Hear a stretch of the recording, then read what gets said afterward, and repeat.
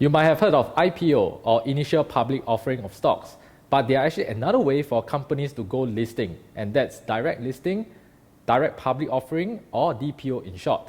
Hi, my name is Alvin. I'm the CEO of Dr. Wealth. Today I'm going to share with you the difference between IPO and DPO. DPO is actually not a new thing.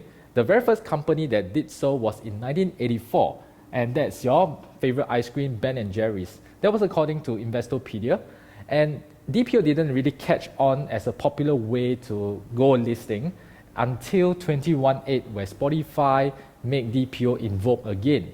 And the tech companies always want to do something different, and DPO became like a more popular way for tech companies to go listing rather than an IPO. And soon, companies like Slack also went DPO in 2019. We'll expect more tech companies to do DPOs in the future. And what are the differences between IPO and DPO? So I highlight 4 points over here. The very first point, underwriting.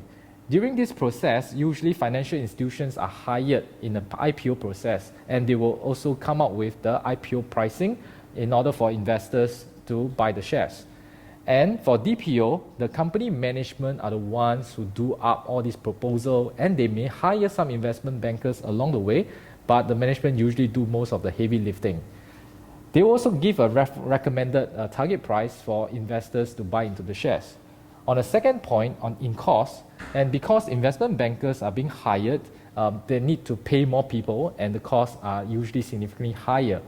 Whereas for a DPO, the management are the ones that do most of the heavy lifting, and that's why they can save a lot of costs. And that's one of the major advantages of DPO. The third point, which is the most important point in my opinion, who gets the money? In the IPO process, the shareholders, new shares are being created, and the new shareholders will actually buy into the company new shares, and the company will get the money from the investors.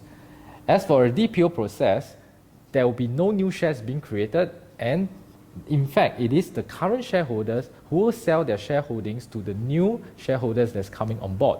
In this way, there's only a very transactional kind of relationship, and who actually gets the money are the individual sellers of the shares.